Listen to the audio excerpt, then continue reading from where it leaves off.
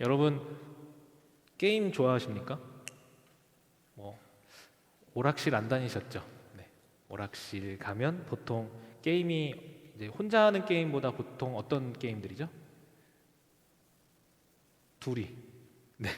대결하는 게임들이 주로 많잖아요. 그래서 그 대결하는 게임들을 자매들 좀 와닿지 않을 수 있겠지만 철권하는 자매들도 있으니까요.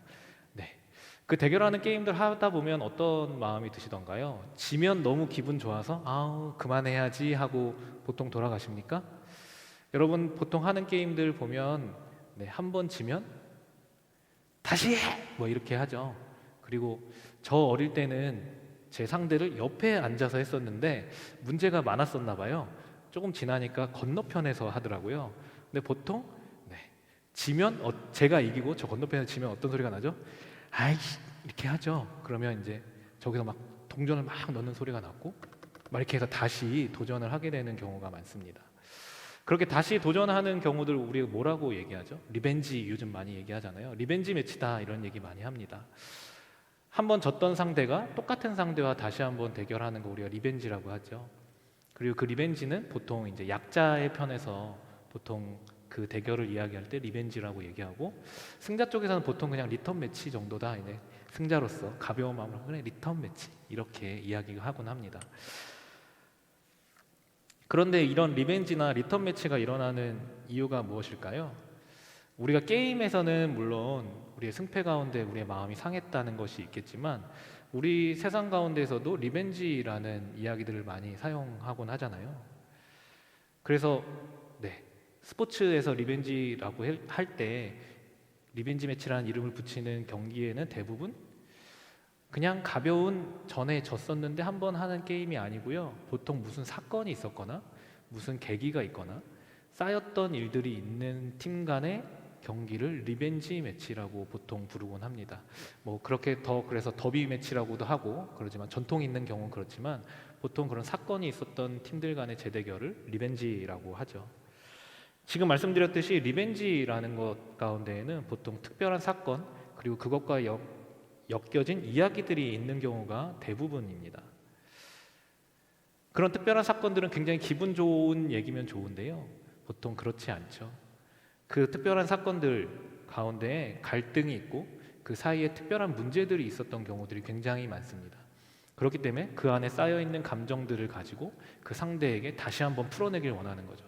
우리 안에 응어리졌던 것들을 풀어내길 원하는 것입니다.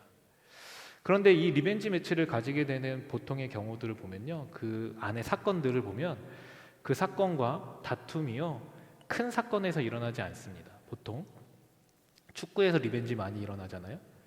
수비수가 지나가다가 공격수를 쳐다보고 뭐라고 얘기했는데 저쪽 팀은 프랑스 팀, 우리 팀은 이탈리아 팀 말이 안 통해서 말을 이렇게 하는데 욕한 줄 알고 서로 멱살 잡고 싸우거나 뭐 심한 파울을 해서 다리가 부러질 뻔했다거나 그런 일이 여러 번 있어서 서로 다툼이 생겼다거나 보통 이런 경우들입니다. 보통 사실은 큰 일이 아니고요.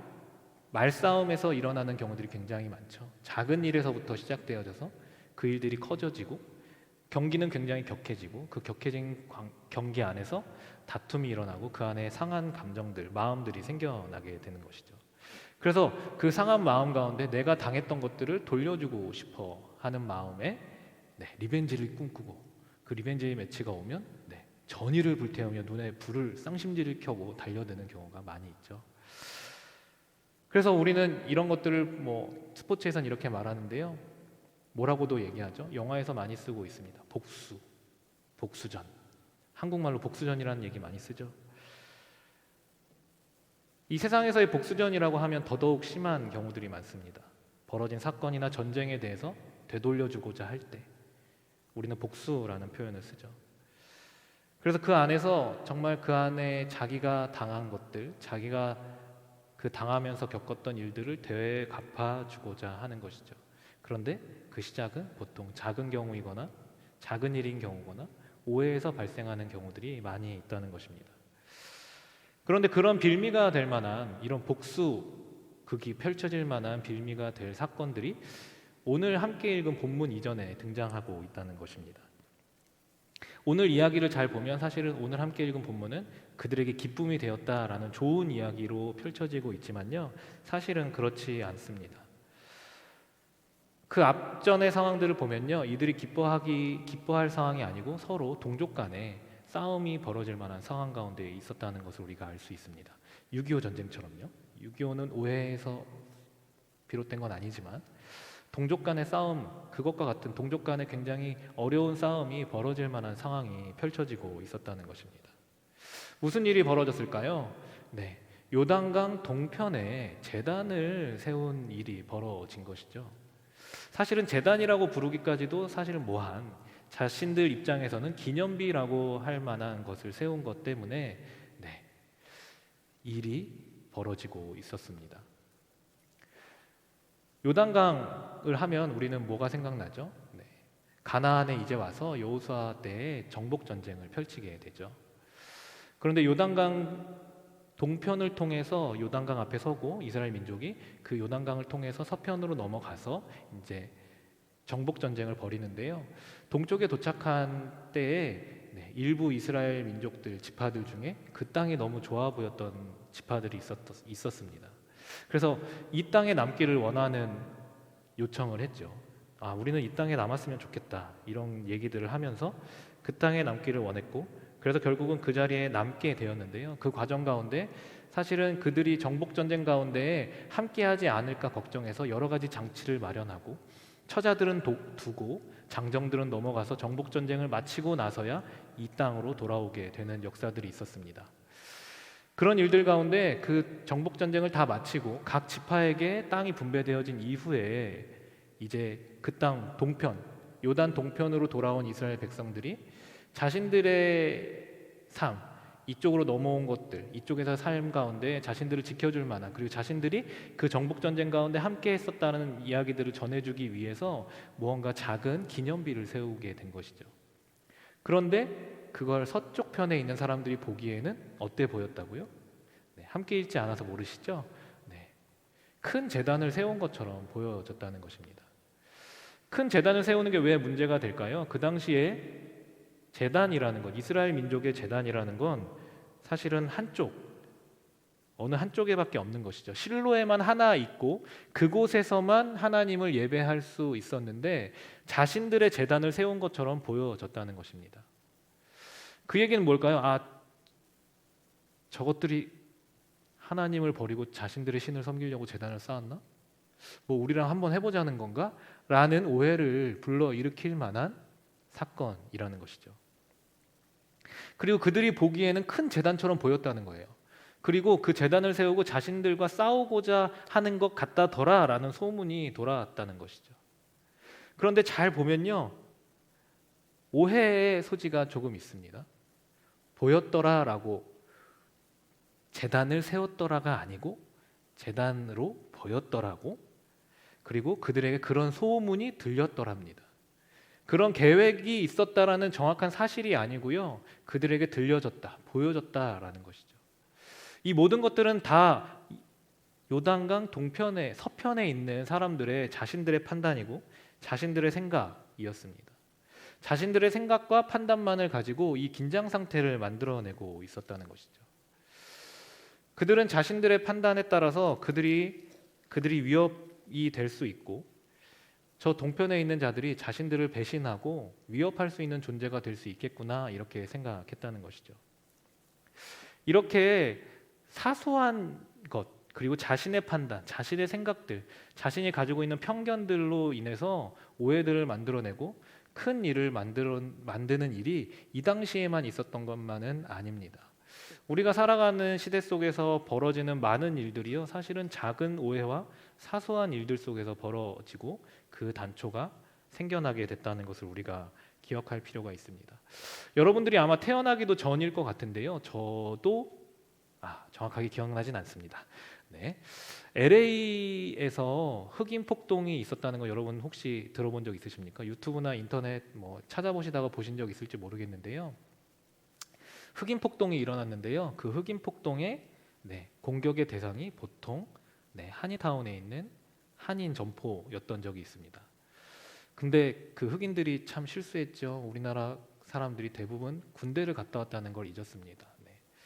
그 점주들이 다 소총을 들고 옥상에 올라가서 그렇게 전문적으로 전술을 짜고 싸울 줄은 몰랐겠죠. 네. 그런 폭동들 가운데 한인들과 흑인들이 부딪히는 일들이 있었는데요. 이 일도 사실은 한인 점포에 들어온 한 흑인이 아무 일도 하지 않았는데 그 주인이 도둑으로 오인하고 총으로 쏴서 죽인 일 때문에 벌어진 일이었죠. 이것은 왜 그렇게 그 주인은 그렇게 했을까요? 흑인에 대한 편견이 있었겠죠. 흑인들에 대한 부정적인 편견들이 있고 흑인이 조금이라도 이상한 행동을 하면 저건 도둑질을 하는 거라고 자신의 편견에 따라서 자신이 판단하고 자신의 판단에 따라서 그 일들을 행했던 것이죠. 그런데 그 결과는 무엇입니까? 네, 전쟁과 같은 폭동이 일어나고 서로 간에 총을 쏘는 일들이 벌어졌던 것입니다. 이렇게 큰 문제가 벌어지는 그 시작, 작은 오해의 단초들은 보통 자신이 가지고 있는 편견, 자신의 생각만이 옳다라고 생각하는 것에서 출발할 때가 많다는 것입니다. 그리고 그 오해 속에서 내가 피해를 입고 내가 손해를 입는다는 것이 계속해서 떠올려지고 그 손해가 내 눈앞에 보여지게 될 때 사실은 우리는 그 일들을 벌이게 되고 우리 안에 오해에 따른 큰 사건들이 벌어지고 복수해야 되는 일들이 우리 가운데 벌어지게 될 때가 있다는 것이죠. 우리가 당한 것, 우리의 손해에 대해서 갚아주고 싶어 하는 마음들이 생긴다는 것입니다. 여러분들은 안 그렇습니까? 네, 여러분들은 그렇지 않으시겠죠? 그런데 아까 오락실 얘기할 때 웃으셨던 분들 있죠? 네, 그 사소한 것에도 여러분들 그렇게 반응하시는데 여러분들의 삶 가운데 여러분이 하지 않은 일 때문에 여러분들이 손해를 본다거나 피해를 본다고 한다면 여러분 잘 참아내실 수 있겠습니까? 그 일 가운데 아무렇지 않은 듯이 살아갈 수 있겠습니까? 여러분들의 판단과 여러분들의 생각을 내려놓고 진짜 사실이 무엇인지 판단하실 수 있겠습니까? 우리가 그것이 사실 쉽지 않다는 것을 알고 있다는 것이죠. 그래서 여러분들이 일하는 직장과 여러분들이 공부하는 곳에서 여러분들이 오해로 인해서 생겨진 문제들 가운데 상처받고 분쟁이 일어나고 다툼이 일어나는 것 있지 않습니까? 가족 간에도 있지 않습니까? 우리는 다 그런 작은 오해에서 발견된 시작된 일들 가운데 분을 내고 우리의 피해를 참지 못하는 자들입니다. 어떻게 해요? 우리의 생각과 판단만을 가지고요. 그런데 이런 사건들 속에서 참 다행인 건 우리가 함께 읽었듯이 전쟁 가운데 나아가지 않고 참 다행히 화해하고 큰 일을 치르지 않고 넘어가게 되어졌다는 것이죠. 그런데 큰 일을 치르지 않고 지나가게 된 이유가 무엇입니까? 그 가운데 제사장 비느하스를 중심으로 각 지파의 대표들이 동편으로 넘어가서 사실을 알아보게 되죠. 그런데 이들의 태도를 우리가 잘 볼 필요가 있습니다. 자신들이 익히 접한 소문과 자신들이 본 것을 가지고 그들을 추궁하지 않았다는 것이죠. 그들에게 묻습니다. 이것을 세운 것은 이유가 무엇이고 이것이 무엇인지 그들에게 묻고 있죠. 자신들이 알고 있는 것대로 추궁하고 싸우고자 하는 듯이 그들에게 달려드는 것이 아니고요. 그들에게 사실을 확인하고자 자신들의 생각을 내려놓고 묻고 있다는 것입니다. 이게 굉장히 쉬워 보일지 모르겠습니다. 그리고 그 뭐 별건가 이렇게 생각할지 모르겠지만 그들이 정말 자신들의 제단을 세우고 자신들의 신을 섬기며 이쪽 서편에 있는 자신들의 민족을 공격하고자 하는 마음이 있었다면 이것은 굉장히 위험한 선택입니다. 사절단이 아니고요. 그냥 잡히러 가는 것이죠. 그럼에도 불구하고 비느하스와 각 지파의 대표들은요. 그 땅으로 가는 것이죠.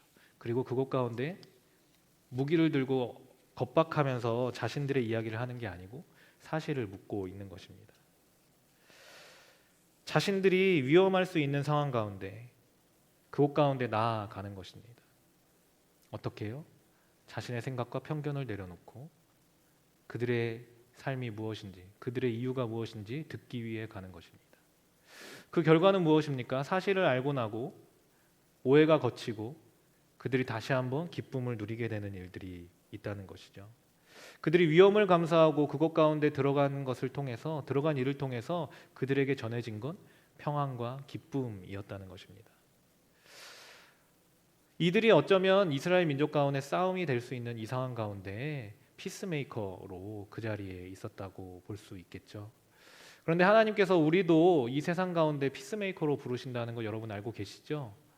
이 세상 가운데, 세상과 하나님 가운데, 사람과 사람 가운데 우리를 피스메이커로 부르시는 줄 믿습니다.